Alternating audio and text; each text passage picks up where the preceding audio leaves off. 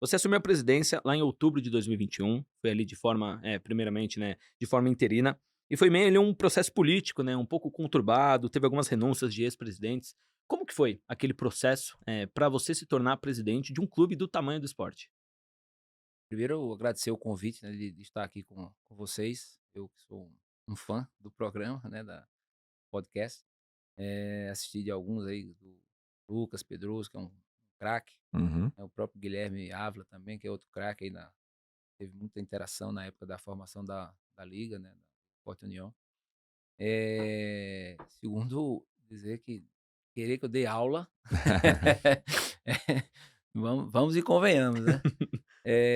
Mas respondendo a tua pergunta, de fato, aquele ano de 21 ele foi um ano muito conturbado para o clube. Você tinha foi o quinto presidente naquele ano.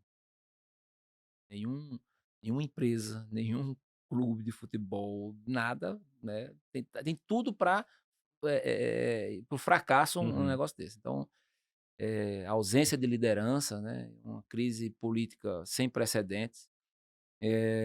Fez com que, de fato, o grupo que hoje está, né, à frente do Sport Clube do Recife, naquele momento arregaçasse as mangas, né, e assumisse para poder, reestruturar o clube. O clube, de fato, tinha chegado aí, fundo do poço, vamos dizer assim, né, sem nenhuma credibilidade do mercado, sem dinheiro em caixa, sem poder de mobilização, sem poder de investimento.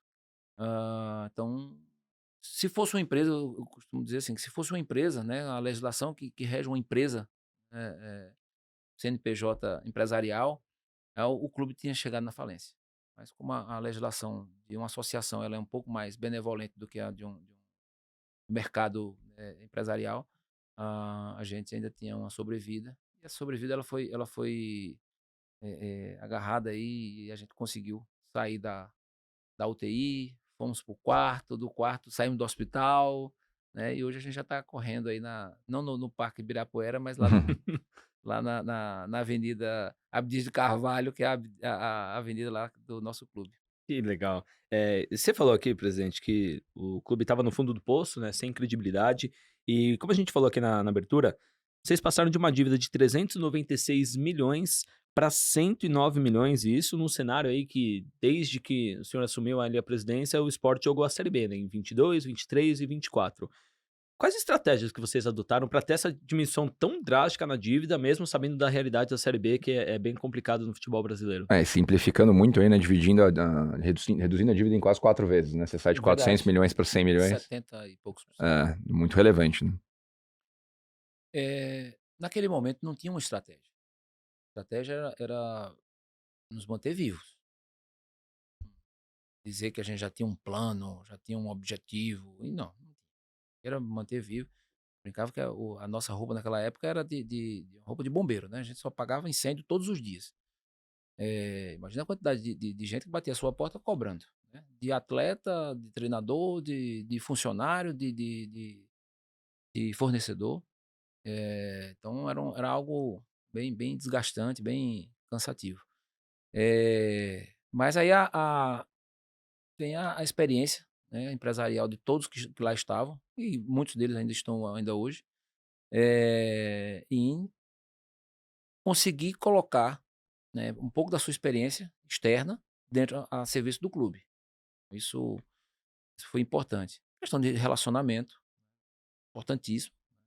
Credibilidade que essas pessoas trouxeram naquele momento, também foi muito importante, para que os outros acreditassem que ali estava, né, uma gestão que estava querendo de fato mudar a cara do clube.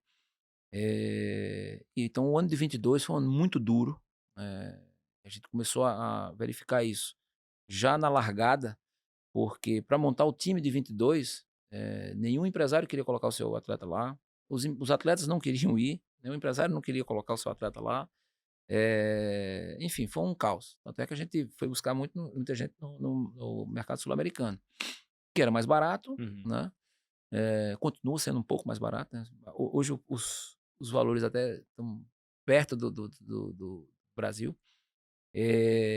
Então a gente fez um time minimamente competitivo para poder participar tanto do Pernambucano, da Copa do Nordeste, enfim, Copa do Brasil, e o brasileiro da Série B, né? Apesar do torcedor, e com razão, ter criticado muito, né, queria mais, né, é uma característica do torcedor do esporte de exigir, uma torcida muito exigente.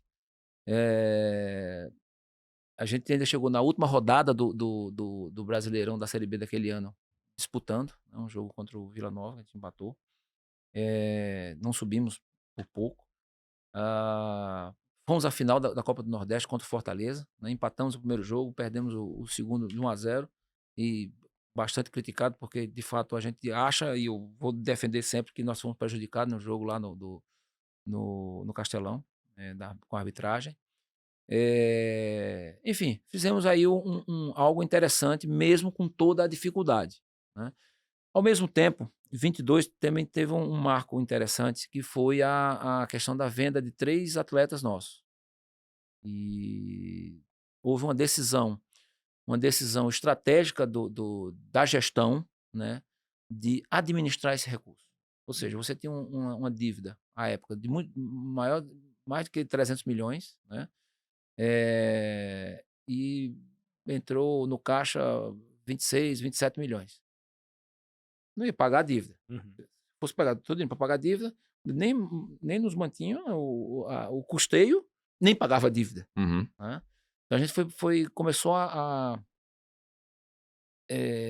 colocou como premissa básica, manter os salários em dia, tá? Segundo, pagar alguns fornecedores, né, que a gente precisava quitar dívida. E, enfim, a gente foi administrando o recurso, né?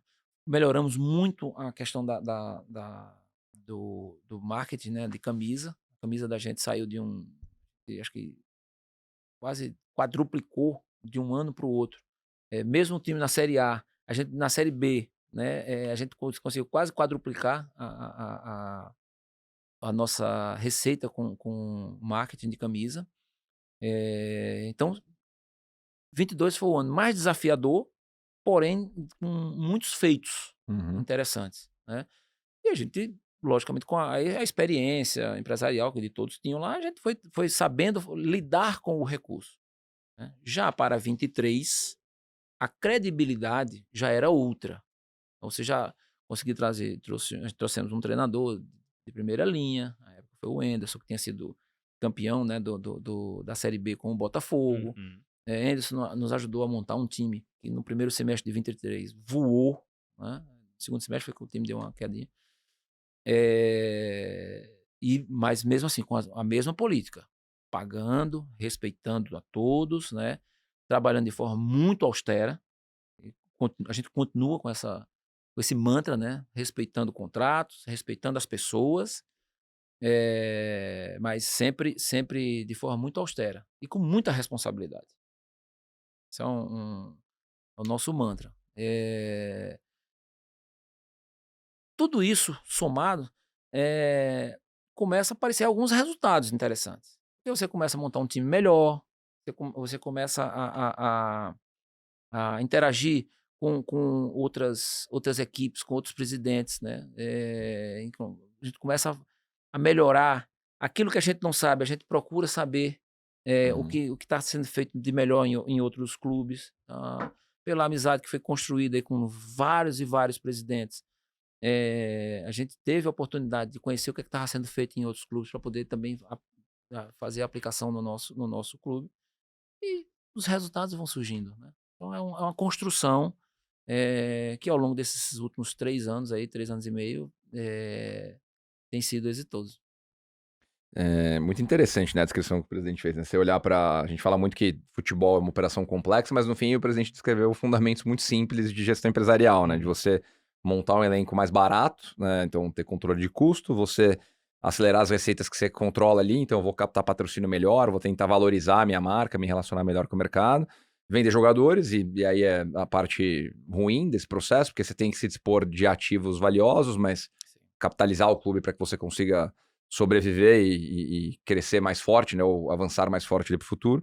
E um último ponto que eu achei bem legal, que é essa questão de reconstrução de credibilidade, né, de você estar bem posicionado no mercado voltar a te olhar como o player relevante que você é, com alguém que cumpre seus compromissos, que está construindo junto com a indústria inteira.